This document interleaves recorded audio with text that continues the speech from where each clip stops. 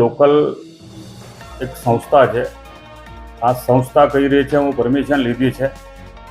અમારો સિટીલિંગ કંપનીનો જે જનરલ મેનેજર છે એ હાલ મારી વાત થઈ કે અમે શરતોના આધીન એમને પરમિશન આપી હતી, પરંતુ શરતોના આધીન તમે પરમિશન આપી એ વિભાગના અમે અધ્યક્ષ છે એ વાત અમને કેમ ધ્યાન દોરાવી નહીં. તો હાલમાં જ એમને બરાબરના ખખડાવ્યા છે અને હું કમિશનરશ્રીને વિનંતી કરું છું, આવા જનરલ મેનેજર પરવીન પ્રસાદ એવી ભૂલ આ કદાચ આપણે સ્વીકારાય નહીં. આ ડીજે પાર્ટી 18 કિલોમીટર સુધી જ્યારે ઓએનજીસીથી મતલબ નેચર પાર્ક સુધી એ લોકોએ ચલાવી, આ એસએમસીને જે નુકસાન થયું છે એમાં ડેપો મેનેજરનો બી કસૂર છે, જનરલ મેનેજરનો બી કસૂર છે. આ કસૂરદાર જે છે પહેલાં આપણા ડિપાર્ટમેન્ટના, આને તાત્કાલિક નોટિસ આપીને આ લોકોને સસ્પેન્ડ કરવા જોઈએ. તેમજ જે કંઈ કસૂરદાર છે, અગર જે લોકલ સંસ્થા છે એમની ઉપર પણ ફોજદારી ગુનો દાખલ થયો છે.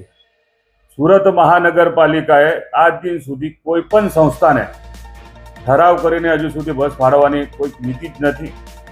જે આપણી પાસે બસની અછત છે, બસેસ અછત હોવાના કારણે આપણે આ બસેસ આપણે જો રૂટ પર આપણે દોડાવવા માટે આપણે ખૂબ મહેનતથી આપણે દોડાઈ રહ્યા છે. બસેસ કેટલી આપણે પેસેન્જરોનો મતલબ ઘસારો છે.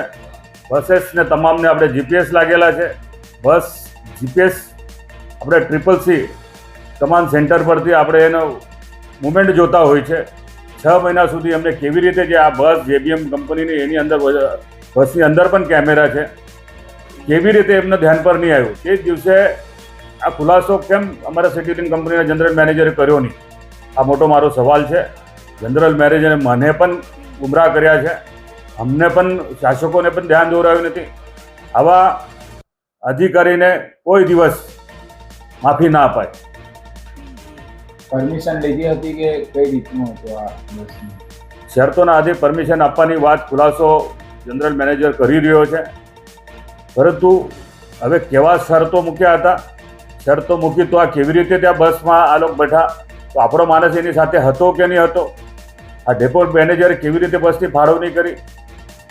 આપણા ઓએનજીસીથી નેચર પાર્ક સુધી 18 કિલોમીટર સુધી આ બસ જાય છે. કેટલા લોકોને એમને બાનમાં લીધા હશે? આ કેટલી મોટી મતલબ આ સુરત મહાનગરપાલિકાની બરાબર કે એની ક્ષતિ બતાવે છે. તો આ ગંભીર બાબત છે.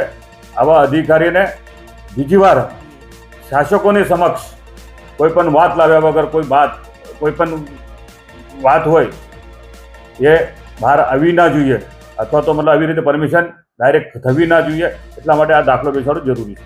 જે વિડીયો વાયરલ થયો જેમાં કેટલાક પેસેન્જરો પણ હેરાન પરેશાન થઈ રહ્યા છે, એમના દ્વારા કોઈ ટિકિટ એવું કોઈ લીધેલું હતું કે કેમ? હવે તપાસ દરમિયાન બધું જ આવી જશે. તે દિવસનો સમયગાળો, તે દિવસની કલેક્શન એની ઉપરથી એ ખ્યાલ આવશે.